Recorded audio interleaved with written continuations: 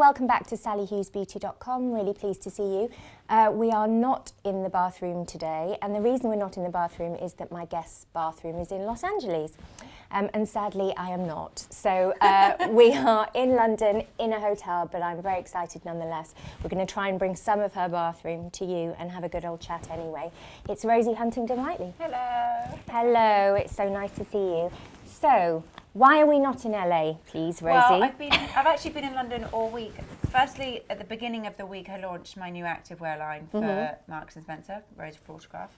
So that's been fun. And today, now I'm talking about the new products that we're launching for spring. So what do you have? We have 3 new lipsticks to add to the existing lipstick collection. And they're in quite bold colours for spring, but I wanted to sort of spruce up the existing collection and really add some colour into it. Spring's all about kind of colour for me. And so we've got, the first one I'm going to show you is called Rosie Lips. I love a rose lip. Really, it does what it says, it's Rosie Lips. I don't know if you've used my lipsticks before. I have. I've written a column about your lipsticks, actually. that makes me happy. The sheer ones. So you tell me what you think of these colours. But well, I love a rose lip. I'm a sucker for a rose.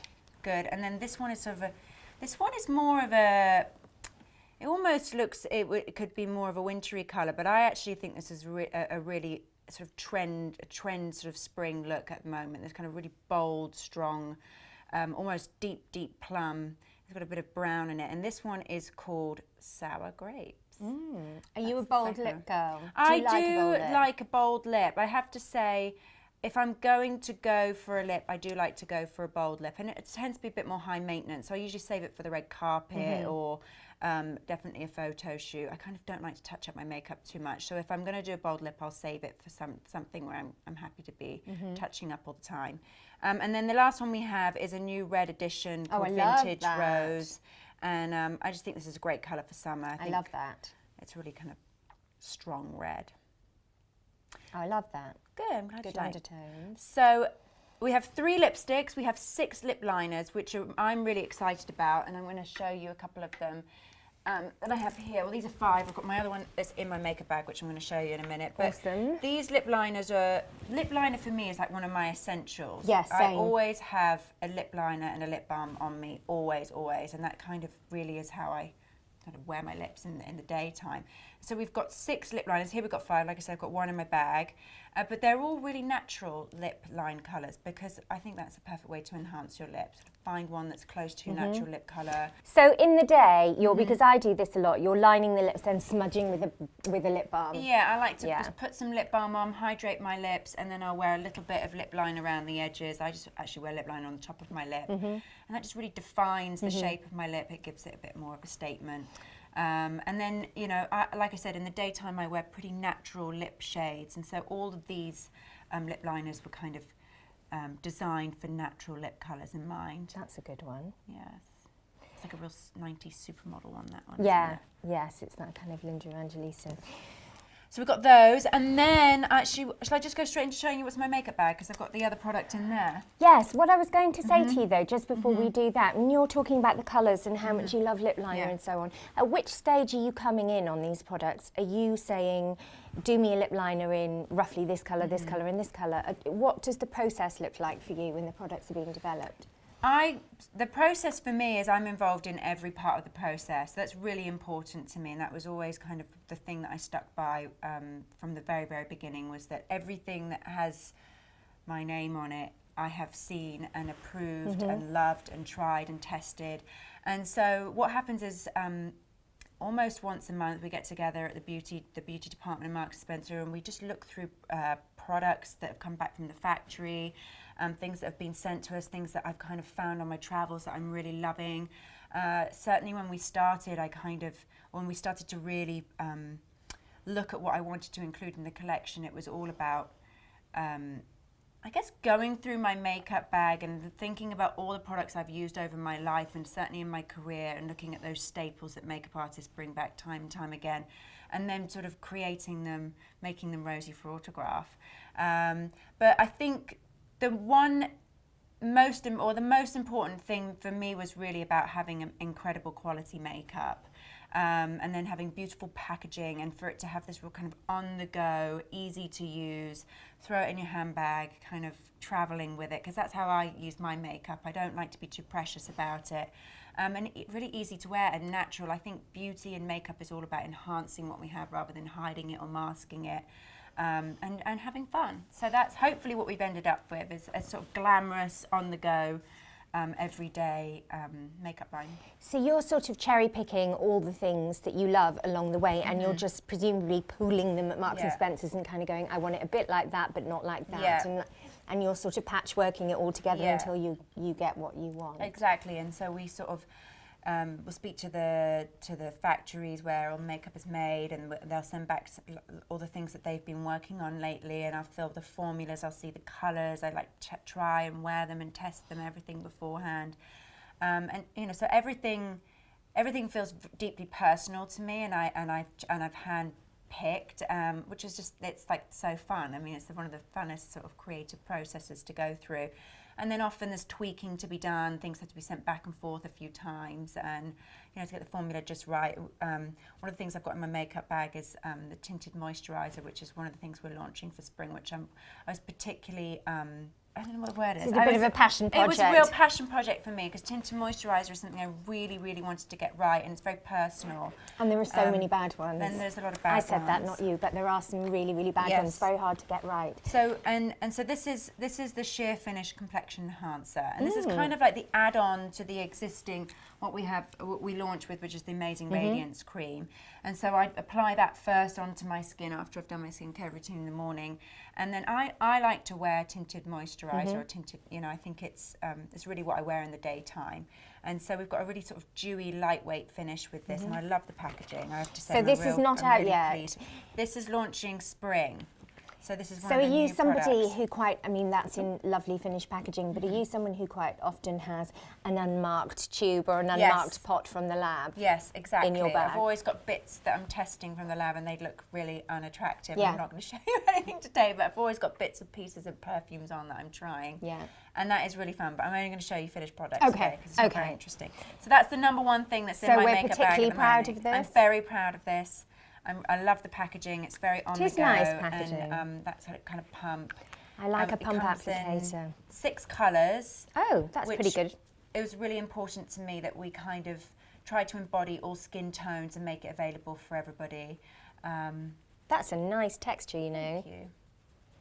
As soon as I've got the first one, but as soon as we'll get them all It's to you. probably right and just that you have the first one. What else do we have? Okay, there's a bit of a mashup in here. Obviously, there's lots of Rosie Watercraft products, but I don't just want to show you that because that's, you know, would be boring. So I've got dry shampoo. It's an absolute must. I always carry it with me in my handbag. Moroccan oil is one of my favourites. The light tones is what I use on my hair. You would probably use dark tones on yours, but that's great, especially when you're kind of on the go. If you're going from work out for the evening, or I'm going from the gym and I need to kind of not look. Does your hair, with modelling, does your hair take a battering? I suppose it does. I'm pretty lucky with my hair. I suffer more with my skin. My hair is strong and healthy, and I have to pay more attention to my skin. I always think it's kind of one or the other, but it does take a battering. I mean, you're kind of in, you know, under heat process almost every day with you know, doing what I do. But luckily I get to work with the best of the best who always take care of my hair, and then it's about really indulging and investing in the best kind of hair care I can. So Moroccan oil is one of my favourites, and right now I'm using a Redken shampoo, which has been really, really good for me. Yeah, Redken's fab. Okay, so one of the things, actually this is great, is the Rosie Watercraft makeup palette, which we launched just before Christmas. And this was a great stocking filler and was really successful. And we've got the bronzer here, we've got the cream blush, we've got the highlighter, and then we've got 6 eyeshadows. So that's really great for keeping in my makeup bag and traveling with, and I've kind of got everything I need in there. Like I said earlier, lip balm for me is a must. So by Terry, a bit of an icon. Do you use this one? Yes, I mean, I'm never faithful. I can't be monogamous to lip a lot, balm. but I always come back to but this it's a great one. I love this one because I'm a sucker for anything that smells like roses, obviously. Anything that's pink and pretty. So this By Terry one is beautiful, and it's actually a really nice base to then putting a little bit of lip liner on, because it's kind of... It's not too glossy and jammy, is it? Yeah, It's just kind of soft. So I'll use that with a little bit of lip liner just to define my lips for the daytime. And is this one of the new colours? It's one of the new colours. That one's called Camel, so it's got the sticker stuck on it. Nice. And then if I wanted a bit more colour, I would use one of my lippies or one of my lip glossies. What else have we got in here? One of my perfumes. Which one do you wear? This is my first one. Well, all three, obviously, I love them. But my first one, I guess, is the one I have the most. First love. My first love, exactly. So this is the simple perfume that's Rosie for Autograph, and I don't know if you've ever smelled this one before. Have you always loved perfume? Always. I was just saying Are you somebody with stacks of bottles lined up? I have lots. That's lovely. I'm sad that you can't be in my bathroom because it really is my bathroom, and you know, it's kind of my, I don't know, it's my sort of really special space. Same my here. woman cave. Yeah, let's right. call it that. Same here. Are you a door locker? Are you a go away the world? I'm in my bathroom. I do like to go in my. It's really kind of where I find a very restorative time and private time, and you know, it's just really replenishing. It's all about relaxing, a bit of me time. And, Are you a bather? I am a bather. I am. In America, I tend to take more showers, but in England, I'm all about a good bath. It's Getting cold cozy, here. yeah. But I do love a bath. I grew up on a farm, so there was only a bath available, and the whole family would have to get in the same bath. Too much information, but anyway, not in the same bath at the same time. No, I hear you. We had to stagger it. One of my favourite. I'm a big eyebrow fanatic, so Love a brow. Anastasia Clear Eyebrow Gel is the one I've found to be the best. I have quite thick eyebrows, and that really kind of just glues them down. And I love this Troy Surratt eyebrow pencil. I love this pencil. Really foolproof and lovely to use. It's very thin nib and just great for really getting in there. It's Thin very is buildable. important, right? So For you me can it do is. a hair. You can mimic a hair rather than a kind of block of colour. I like a thin pencil, even though by definition all thin pencils snap a bit. Yeah, and I don't know. But they I look love this better. packaging. It's I lovely. love Surratt, do you? I do. And then one of my other favourites, I have a couple of concealers because a girl can never have too many concealers. So I have I've been a long time fan of this NARS Creamy Radiance It's amazing. concealer, and not only just because it's got incredible coverage, but also actually because if I'm in a rush, I'll use this instead of using any foundation, or I use a couple of the colours for my skin tone, and it's just really easy to use. You can dab it on, blend it out, Blends and really well. it really has great coverage, but it looks really, really natural on the skin. And then I have my own Miracle Concealer, which is it's a sort of stiffer finish to it, but that's really great. I love that you can just apply it right out of the tube and blend it in. Are you somebody who quite often shoves their makeup on in the back of a cab? Or, Yes. Yeah. Yes. On the run?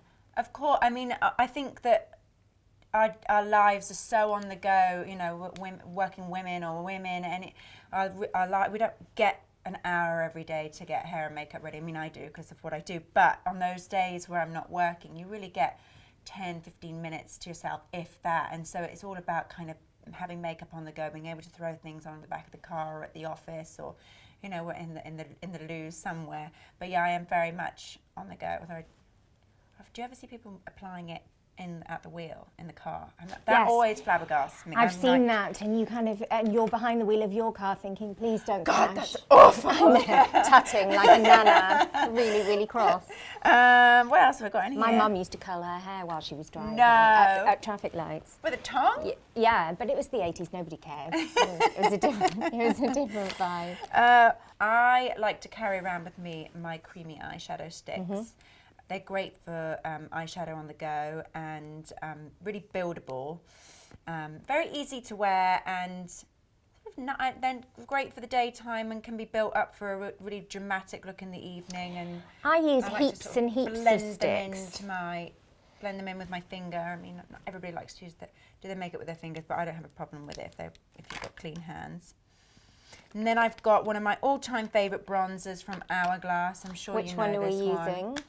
The marble. So are you somebody that sort of loves that glow? Do you think, is that do. the thing that you're kind of craving? Everybody has their thing, don't they? Yeah, I'm always about bronzing up, feeling a little bit more brown and contoured in a very natural way, but I will rarely not have bronzer on, but I'll always apply a little bit of cream brush on top. Is that what really. makes you feel kind of human? Everyone has Yeah, their thing, I don't think they? for me, my essential sort of makeup look would be groomed eyebrows, with my skincare routine, then a bit of tinted moisturiser or tinted foundation, concealer where it's needed, and then a bit of bronzer and a little bit of cream brush and lip liner and lip balm, and that will sort of be, that's like my 5-minute face that will get me out the door. Sunglasses, done. So you've worked with pretty much every well-known makeup artist in the world and hairstylist. You must, all those hours in the makeup chair waiting to go on set, you must pick some things up along the way. Are there any sort of tips and tricks you've picked up that have really stayed with you, not just in your personal life but in developing your product line?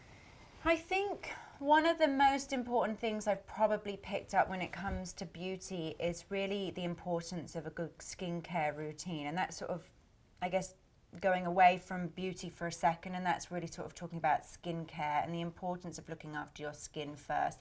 For me, it's the canvas, and then you put on all the makeup. But if you don't have good skin or you're not looking after your skin, it's sort of a detriment to kind of then throw on a load of makeup. So I always recommend and suggest, if you can, to invest in the best skincare and to really take the time to figure out what works for your skin. I'm very loyal to a couple of brands that I love to use. Caudalie I love, and I love a brand called IS Clinical, which is a bit more of a scientific brand, but really seeing great results using their product. And what's your skin type? What are your gripes? Well, I do get a bit of acne, and I do, you know, I suffer from combination skin. I'm traveling a lot. My skin get quite dull. I really believe in facials. I'm somebody that has a facial as often as I need to. That's kind of one of my indulgences. And who are you with facials? Because I think the world is divided into two types of women. Do you like strokey, floaty, holistic, lovely facial, or do you want someone to get down and dirty? I want someone to get down and dirty. So do I. I want to feel things happening. Exactly. And I actually, interestingly, I have found it difficult to find somebody in the UK. Maybe you can help me out with that. I can help you with that. In London, I see an incredible doctor here called Dr. Nigma Talib, who I'm sure you know, and she gives me these beautiful oxygen facials, which are great, like right before an event or a red carpet, or you know, something that I've got going on the next day. But her beauty philosophy is all about starting from the inside out. So I love working with her. And then in America, I see my facialist in LA, who I've been seeing for a long time now, called Shani Darden, and she will get down and dirty. And and so I have the mix of both, I suppose. But I do, it's important for me, because like I said, I do suffer from acne from time to time. You want someone to take gross things out of your skin. It's so satisfying. Yeah, and I probably don't look that great after a facial, but a few days later, right. I'm happy for the results to come later. And is that your fix? If you've been doing, for example, the catwalk season, and I can't explain, having done this job for so long, the state of people's skin at the end of all those cities. It's so hardcore, constant makeup changes, late nights, early mornings and so on. Is that how you recover your skin? I think for me, yeah, I'm, like I said, I'm all about going straight for a facial. So that would definitely be, you know, after a long flight or, you know, several weeks of intense work, I will make sure. I mean, makeup is really, it really congests your skin, and you're under bright lights every day, or at least that's what I'm under. And so it's important for me to make sure I'm really cleansing and keeping my skin really clean. And so I definitely believe in facials. That is my indulgence. Do you ever sleep Very in your diligent. makeup? I never sleep in my makeup. Probably have slept in my makeup, I can count on one hand, and that will have been down to the fact that I've either been very ill or very intoxicated. Yes, exactly. Otherwise, exactly. apart from that, that's what I always say. say. Take my makeup off, even if I'm swaying in the mirror, it always comes off. I just feel gross. Yeah. Really the next morning, gross. you just want to die, don't you? It's just you feel like you've aged 100 years. And your makeup goes on so horribly, doesn't it? It's unsalvageable. Yes, it does, doesn't it? Yeah. The next day, you can't really get, even once you've washed your face. Catch-up. Yeah. So, you know, it's definitely worth, again, spending or indulging in great makeup remover and, you know, cleansers and things like that. And are you somebody who subscribes to this whole new movement, really, about feeding and enhancing your beauty from the outside, so being really, really careful and diligent about what you eat, or are you more relaxed about it? I think it's a bit of both, isn't it? I mean, I know that when I really look at my diet and I really take care of what I'm eating and what I'm putting into my body, of course I'm going to see the results on my face and, you know, externally. And it's just how it goes. I try and drink a lot of water every day. That's one thing that's just really, really easy to do. And then before an event, or if I'm trying to get into really tip-top shape, I will cut out things like sugar, gluten, alcohol, dairy, which is very hard to do and certainly not something I can do for a long period of time. But if I can do that for a few weeks before a big event, or, you know, like I said, trying to get into shape for something specific, I really see incredible results. And then it kind of makes you, once you see that, you kind of tend to make better choices afterwards. So if you're going to have, you know, a croissant, or you're going to have a glass of wine, you just tend to balance it a little bit more afterwards. But I'm all about, you know, enhancing things with makeup and facials and were you everything always else, like or that? topical things. No, I think actually I grew up, we spoke about earlier, I grew up on a farm, and there wasn't really a lot of, you know, I grew up in the countryside in Devon. There was not a lot of education or importance put on the way you looked. You know, my mum had makeup, and she played with makeup, and she wears makeup, and I picked up a few things from her as a young girl. But it's definitely something doing, you know, being in the world that I've, you know, been in for the last 13, 14 years of my career, that I've learned a lot with. And, you know, and that's taking the time to, you know, see doctors and meet doctors like Dr. Nigma, and estheticians and facialists and dermatologists and things. I'm really fascinated with skincare. I'm really fascinated with beauty and how you can enhance yourself and make yourself the best, and you know, your well-being, and feel the best that you can. And so it has always interested me, but certainly not always been available to me, that. And so what's next for the range? Are you, I mean, it sounds like you're really, for want of a better term, it sounds like you're really into it, you know, but you really enjoy being a part of it. So is the plan to just keep on adding more products? Do you have any things that are sort of a burning desire to create that you haven't yet created? We have a few things that are in development at the moment, and that we'll be adding to the collection over the next year. Which I'll save to speak to you about when they come out. Yes, okay. But I think for me, you know, initially we launched with a 51-piece collection, which was much bigger than what we ever anticipated. That's quite big for a new launch, yes, absolutely. And I think then it was really about introducing a few pieces every season or every year, as opposed to, you know, and really listening to what the customer wants, and figuring out how she wears her makeup, and what she wants, what she's drawn to, what colours she's loving, and delivering that into the collection. But also, it's all about quality. It's all about quality versus quantity to me. I want to always have like anything we do with the line, whether it's with the lingerie, or whether it's with the active, or whether it's with the fragrance, it's always been about having a really tight edit of everything that really has got a lot of attention to detail into it. So nothing kind of gets diluted, and nothing feels rushed or just unthought of, I suppose. That's really important to me. And why M&S? Whenever I interview British women about a collaboration with M&S, they kind of go a bit misty-eyed. Well, it's M&S. Yeah. Is that how you felt? That kind of iconic? I mean, for me, growing up, there was two British brands that I always wanted to work with, or when I was a model, when I was, you know, in my early days, and it was Burberry and Marks and Spencer, and they were the two British brands that were, you know, they were just at they were the top of their game, and they were the best brands that were, you know, that England should be really proud of. And I think that, you know, Rosie Watercraft is in its 5th year this year, and I can't believe it, and it has gone really quick. And I think initially we sort of launched this small lingerie line, and it was kind of like, let's just see how it goes. And it's sort of grown and flourished so much over the last 5 years, and has become really loved and adored by our customers.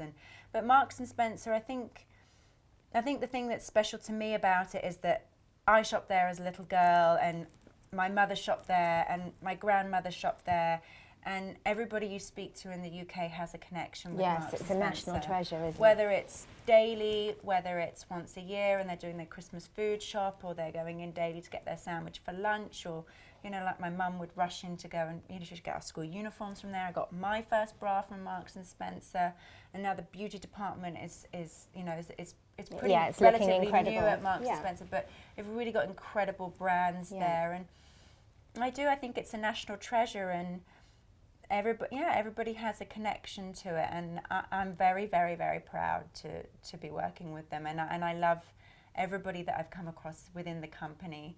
I have a great relationship with Susie Jenkinson, who I suppose is my mentor and my design partner throughout the whole of Rosie for Autograph. Is just such an inspiring woman. She's been at Marks & Spencer for over 20 years, and she really is responsible for the bras that we wear as, you know, as British women. So I always feel very grateful I get to be under her wing, and learning so much about the brand, and learning so much about lingerie and making products. Well, on, and here is to the next 5 Thank years of you. Rosie for Yeah. Autograph. Thank you so much for your time, and thank you very much for watching. Bye-bye.